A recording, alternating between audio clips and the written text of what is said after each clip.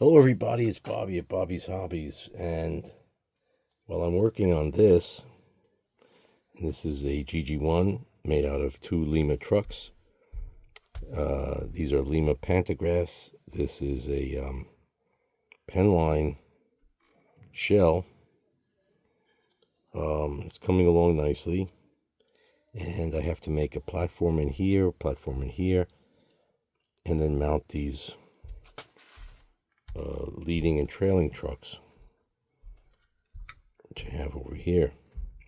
The other day I reinforced them, I don't know if you could see, with a little bit of a hot glue gun, and that's coming along in an interesting fashion. And then I got the idea that I could turn this into, instead of another GG-1 or an R1, which R1 is 484, or DD2 4444. So why not make this into a like a P5a modified, even though it has 2 doors like the DG-1, but it is stubby, so really good. I only have to use 1 truck. This is a non-powered truck, and this other one is non-powered. It has a pantograph spring taped on so I don't lose it. I've got to reattach the wire.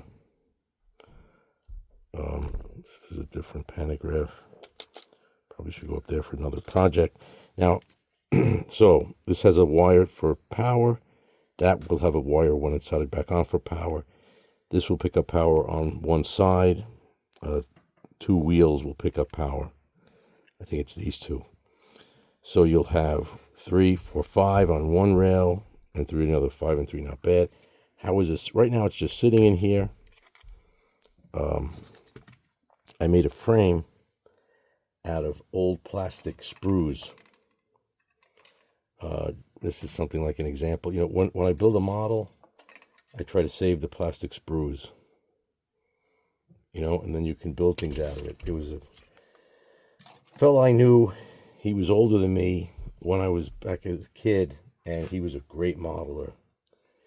And I remember he went camping one year, and he was like, I must have been like 12, and he was like 17 or something, and he drowned in a lake. And I was like, oh my God, he was like the greatest modeler that I had ever met. And he always told me, so as a tribute to him, I never forget, he said, make sure you save the plastic sprues. He said, if you save them, you can always, you know, keep building something with them. You never know what you could make out of it. You need a piece of plastic to fix something, whatever. And boy, he was right. And I hope he's in a better place. What a sin. But anyway, you know, so, you know, there's memories involved. So everything you do, you learn along the way. So I made a new contraption, just a little piece of that tin metal. That roofing tin is like the best thing I ever got, because you can make anything out of it. And that holds this in place. Got a little swivel room, because this being in the center, you know, when it has to go on a curve, maybe this has to move so slightly or slide back and forth. And it's got a little bit of, you know, wiggle there. Now, that being said,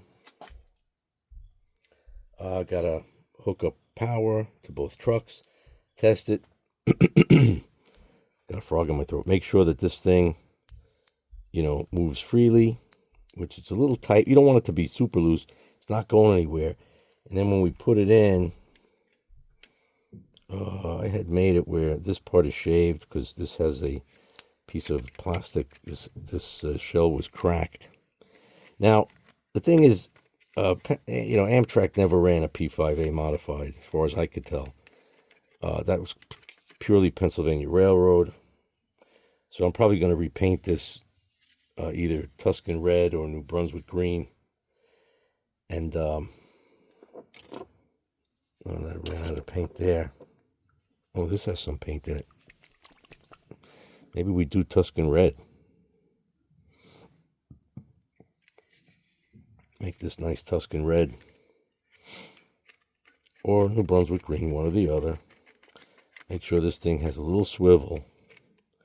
Just because you see when it turns, it could be a little weird. But if this has got that flow to it, it might be okay. This was corroded to hell, but I cleaned it up. I didn't clean the plastic just to remind me that this was the corroded one. But this has got a pickup. So, you know, could be an interesting model. I took the pantographs off because when you handle things a lot, you need those pantographs to get manhandled. So there you go. All right, that's all I can do for right now. Let's just see how this looks on the track as far as, remember, these are freewheeling, see? Now, these are not. These are locked. Well, this is freewheeling, but it's got four-wheel drive. Oh, yeah. See that? That's a nice look. Now, 6 wheels, not 4. It's okay. You need it for the power pickup. So this is a 666 or a co. If you use electric rail. Could be a very interesting looking locomotive. Now, would I leave these wheels totally exposed? No, I put some kind of lacy side frame so you could see through and get that feel. You know, like, it's not that lacy actually, but there is some see-through aspect on a GG-1. You know, it's intricate. So maybe I'll cast this and use that, you know. Might end up, oh, this thing is definitely top heavy. Wow, you see that one little wrong step and it's like everything wants to tip over. Oh, see that? Look at that. Look at that got loose. All right, we'll have to fix that. Interesting. I don't know why it got loose, but it did. We could fix that later. Well, it's just like I said, I want to get out of there. So I don't know how that happened. I hate like ending the video just as something else falls apart.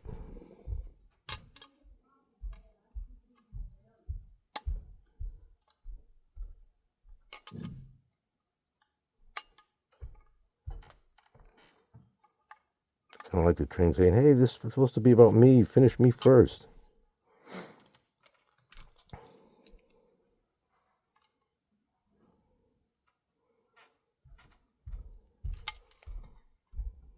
Still loose.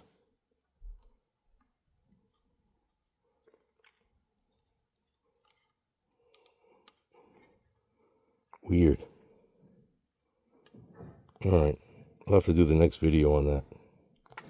Finish that up. Hey, thanks for watching, and I hope you're enjoying Bobby's Hobbies. And please like and subscribe. Have a wonderful day. Bye for now.